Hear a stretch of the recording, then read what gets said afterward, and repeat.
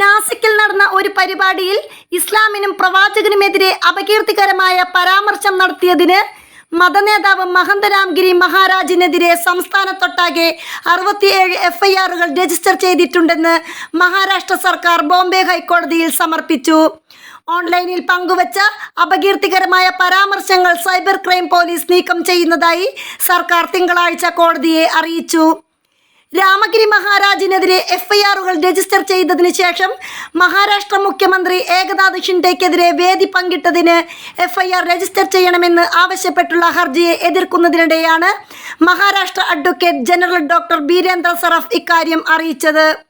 2014 മുതൽ സാമുദായിക സംഭവങ്ങളിൽ കുത്തനെ വർധനയുണ്ടായിട്ടുണ്ടെന്നും വ്യവസ്ഥാപിതമായ ഇസ്ലാമോഫോബിക് ആചാരങ്ങൾ സംസ്ഥാന സർക്കാരുകളും കേന്ദ്ര സർക്കാരുകളും സംരക്ഷിക്കുകയും ചെയ്യുന്നുവെന്നും അതുവഴി മുസ്ലിങ്ങളെ ബഹിഷ്കരിക്കലും ആൾക്കൂട്ട കൊലപാതകങ്ങൾക്കും കലാപങ്ങൾക്കും കാരണമാകുന്നുവെന്നും ചൂണ്ടിക്കാട്ടി അഭിഭാഷകൻ മുഹമ്മദ് വാസി സെയ്ദും മറ്റുള്ളവരും ഹർജി സമർപ്പിച്ചിരുന്നു. News desk മലയാളാക്ഷരം.